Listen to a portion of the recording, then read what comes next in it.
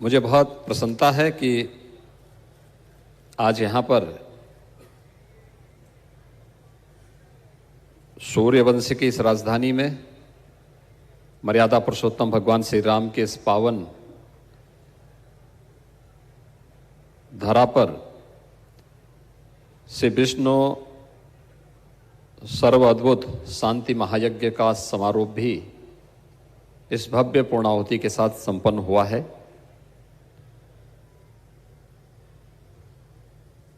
महर्षि महेश योगी जी से मुझे संवाद बनाने का एक अवसर प्राप्त हुआ था 1998 में।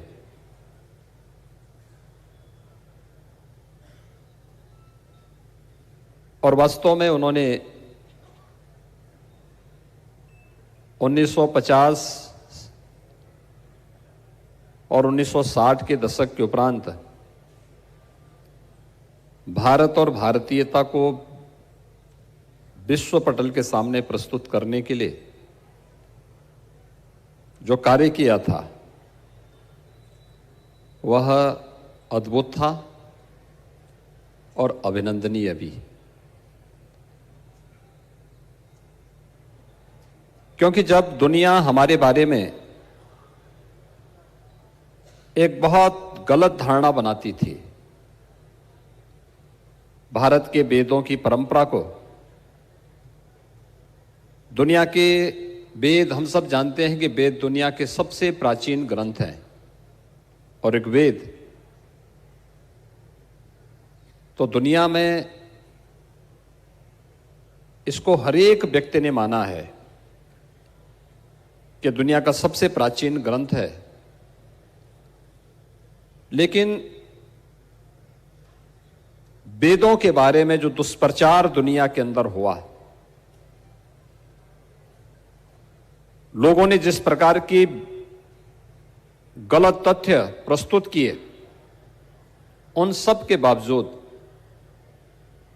दुनिया के मंचों पर बेधड़क भारत और भारतीयता के इन मुद्दों को, वेदों की बातों को, रामायण के प्रसंगों को, महाभारत के उद्धरणों को प्रस्तुत करते हुए उन्होंने भारत और भारतीयता के मुद्दे को जिस मजबूती के साथ रखने का कार्य उस कालखंड में किया था, भारत की आयुष पद्धति को दुनिया के सामने रखा था, भारत की योग की परंपरा को जिस मजबूती के साथ दुनिया के सामने रखा था, वह अद्भुत था, अभिनंदनीय था।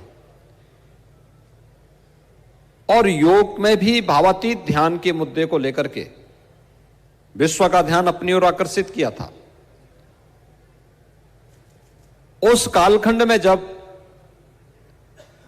एक सामान्य व्यक्ति के लिए वहां पर पहुंचना बहुत कठिन था, हिमालय के उतंग शिखर से लेकर के सुदूर दक्षिण में केरल तक अलग अलग क्षेत्रों का विस्तृत भ्रमण करने के उपरांत दुनिया के सामने फिर भारत और भारतीयता के मुद्दों को बेधड़क रखना, यह हम सब के लिए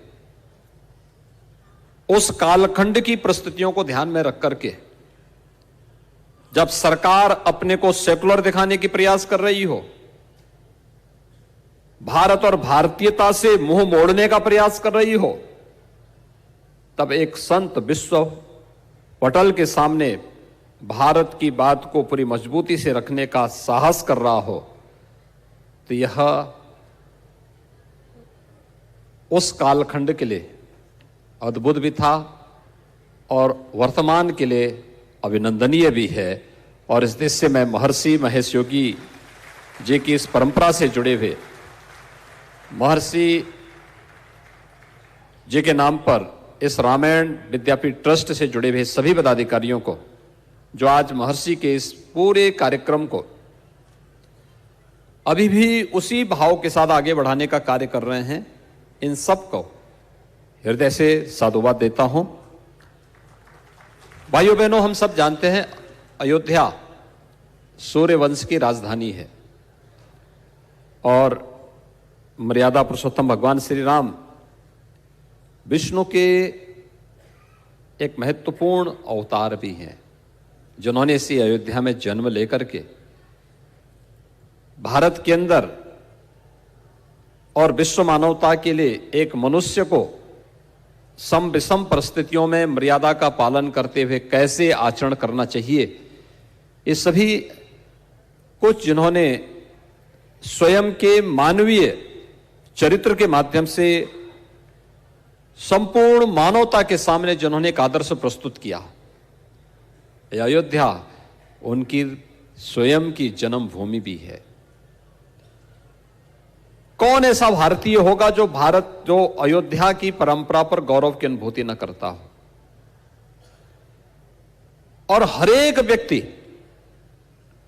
अयोध्या की इस परंपरा के साथ जोड़ना चाहता है।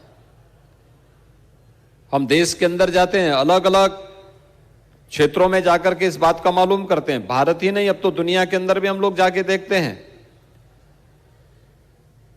आपको याद होगा जब 2017 में हम लोगों ने यहां पर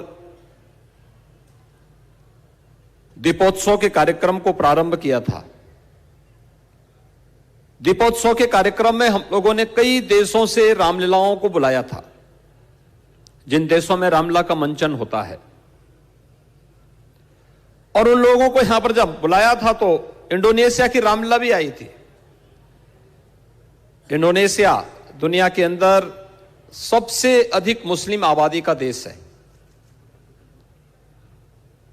उसमें जितने भी पात्र थे